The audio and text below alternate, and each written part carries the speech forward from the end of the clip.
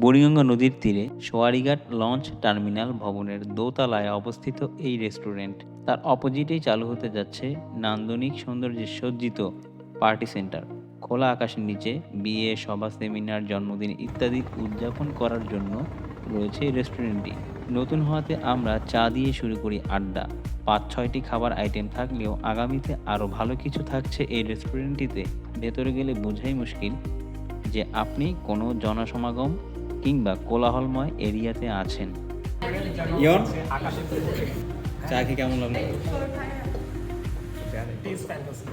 তাই না? আমরা তাদের চমৎকার সার্ভিস প্রদানে হ্যাপি।